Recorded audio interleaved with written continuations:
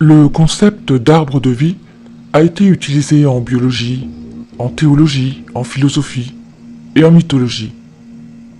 Il fait référence à l'interconnexion de toute vie sur nos planètes et sert de métaphore pour la descendance commune au sens de l'évolution. Selon les kabbalistes, l'arbre de vie est une représentation schématique du processus par lequel l'univers a été créé. L'arbre de vie a 10 sphères interconnectées. Ces sphères sont appelées séphirotes. Elles représentent le domaine du divin. Il faut sans cesse souligner que les séphirotes et les propriétés qui leur sont attribuées sont un symbole du système cosmique, avec sa multitude de parties. Les nombres sont très importants pour les kabbalistes. Les lettres hébraïques de l'alphabet ont une valeur numérique pour les kabbalistes. Chaque étape de l'émanation de l'univers sur l'arbre de vie est numérotée de manière significative, depuis le nombre 1, Keter, jusqu'au nombre 10, Malkout. Chaque nombre est censé exprimer la nature de sa séphira, sa sphère. Les correspondances sont les suivantes. Numéro 1, Keter, la couronne, représente le système solaire, ou encore Pluton. La couleur du système solaire est représentée par le violet, ou ultraviolet. En deuxième position, Da'at représente Uranus, et sa couleur est transparente. La troisième sphère est Bina, la compréhension, représente la planète Saturne, la couleur est le gris. Chokma, la sagesse, est la quatrième séphirote. La planète est Neptune, et la couleur qui la représente est orange ou ambre. Vient ensuite, en numéro 5, Gebura, la sévérité. La planète est Mars, et la couleur est rouge. En numéro 6, Shezed, représente Jupiter, et sa couleur est bleu clair. En 7, vous pouvez voir Tiferet, la beauté, qui représente le soleil, avec un jaune éclatant. En 8, Hod, la gloire, représentée par Mercure. La couleur est le gris clair. 9, Netza, la victoire, représentée par la planète Vénus, dont la couleur est le jaune. En 10, Yesod, le fondement, la fondation, incarné par la lune, dont la couleur est le vert. Enfin, Melkout, le royaume, représenté par la terre, et dont la couleur est symbolisée par toutes les couleurs précédemment mentionnées. Le schéma le plus connu décrivant les séphirotes les dispose comme un arbre. Les lignes de connexion montrent les connexions spécifiques du flux spirituel entre les séphirotes. Les 22 chemins ou sentiers de connexion. Ces chemins correspondent aux canaux spirituels des 22 lettres de l'alphabet hébreu. Dans la théologie kabbalistique, ces lettres incarnent les forces spirituelles immanentes qui recréent constamment toute existence. Ces canaux représentent les voies dites royales qui mènent d'un centre énergétique archétypal, sphère, à un autre. La navigation réussie de n'importe lequel de ces chemins exige le mélange harmonieux des forces. 12 de ces chemins correspondent aux 12 signes du zodiaque. Les 10 autres représentent les corps célestes qui traversent les signes. Chaque aspect de la création, qu'il s'agisse d'une plante, d'un projet, d'un pays ou d'un poème, a un moment de naissance.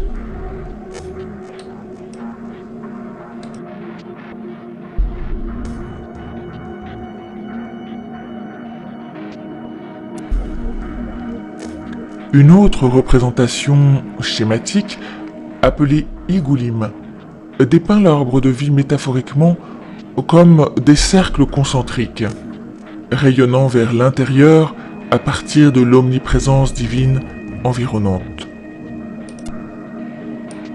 Les 5 mondes par ordre décroissant sont les suivants. Adam Kadmon signifie homme primordial. Atzilut signifie monde d'émanation ou proche. Birya est le monde de la création. Yetzira est le monde de la formation. Asya est le monde de l'action. Comment sont constituées les séphirotes dans l'arbre de vie? L'arbre séphirotique est constitué de 11 globes de splendeur lumineuse, disposés en 3 colonnes verticales et reliés par 22 chemins ou sentiers, comme expliqué précédemment. Séphirat signifie littéralement émanation. L'émanation signifie l'action ou le processus de sortir d'une source. Les séphirotes sont un processus étape par étape, éclairant le plan divin comme il se déploie dans la création. Le lien direct entre les créations spirituelles et physiques et leur nom hébreu reflète la théologie de la Kabbale. La création est formée à partir du Verbe divin, ou métaphoriquement de la volonté de Dieu, comme dans le premier chapitre de la Genèse dans la Bible. Au sommet, la première séphira, Keter, la couronne, ou volonté divine. Chokma et Bina signifient respectivement sagesse et compréhension. Chokma est plus masculine et intellectuelle, tandis que Bina est féminine et se concentre sur les émotions. Da'at représente la connaissance. Elle se trouve au centre et cachée. Shezed signifie bonté. Et cette séphira est la grâce aimante du don gratuit. Alors que Gevura incarne la sévérité, la force et le jugement. Tiferet signifie beauté. Cette sphère est l'équilibre, la compassion entre Shezed et Gevura. Netzach et Hod représentent respectivement la victoire et la gloire. Yesod signifie la fondation. Enfin, Malkout signifie le royaume.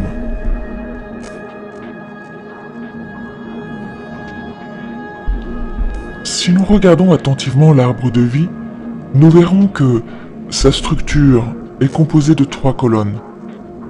La colonne de droite correspond à la force spirituelle d'expansion. La colonne de gauche est l'opposé de l'expansion, la restriction.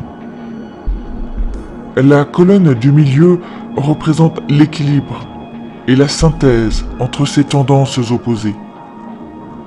Ces 3 colonnes sont également appelées miséricorde à droite, sévérité à gauche et entre les deux, douceur, la puissance réconciliatrice. Les colonnes symbolisent la sagesse, la force et la beauté. Elles forment la Trinité, soutien de l'univers, car il est écrit que le fondement de toute chose est le chiffre 3.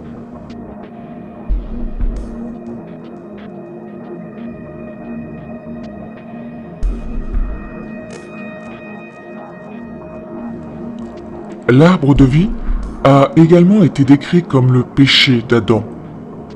En mangeant le fruit de l'arbre de la connaissance ou arbre de vie, Ève est la cause de la séparation entre l'aspect divin de mâle et femelle et leur instinct.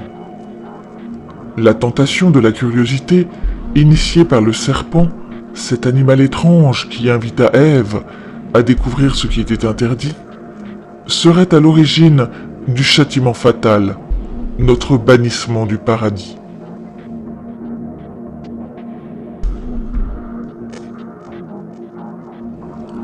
Bien que le serpent soit généralement considéré comme mauvais, une de ses significations antiques est le symbole du cosmos sans fin.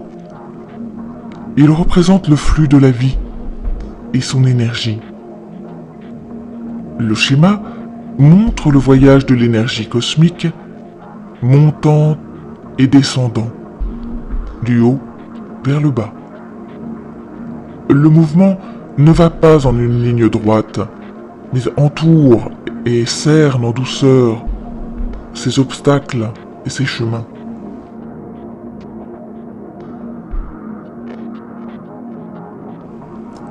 La représentation schématique de l'arbre de vie a une infinité de corrélations. L'une des plus précieuses est certainement sa corrélation avec le corps humain. En commençant par la tête ou le crâne, la Kabbale considère également l'âme humaine comme le miroir du divin. Keter, la couronne ou la volonté divine. Chokma et Bina sont situés dans le cerveau droit et le cerveau gauche.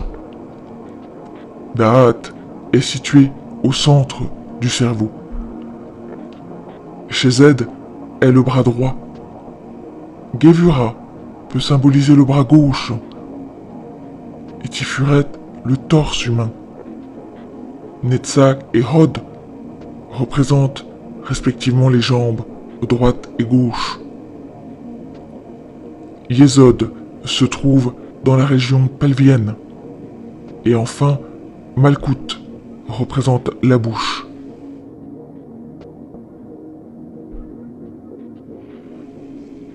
L'arbre de vie est un écho du nombre d'or, qui est encore largement utilisé dans les compositions artistiques et les dessins. Un outil universel qui a des applications infinies, mais un chemin limité pour une réponse directe. L'arbre de vie représente une série d'émanations ou d'origine divine pour la création de Dieu à partir du rien, ex nihilo. Si l'on suit cette théorie, la personne sera dotée d'une illumination sur son âme humaine et sur le chemin spirituel de l'ascension, et trouvera enfin la réponse qu'elle cherche.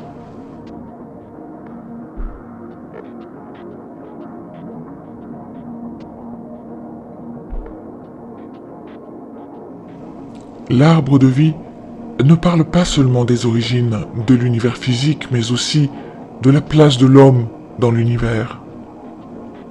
Puisque l'homme est investi de l'esprit, d'une âme, la conscience, dans la Kabbale, est considérée comme le fruit du monde physique, à travers lequel l'énergie infinie originelle peut faire l'expérience et s'exprimer en tant qu'entité finie. Une fois que l'énergie de la création s'est condensée en matière, elle est censée inverser sa course et remonter l'arbre jusqu'à ce qu'elle s'unisse à nouveau à sa véritable nature,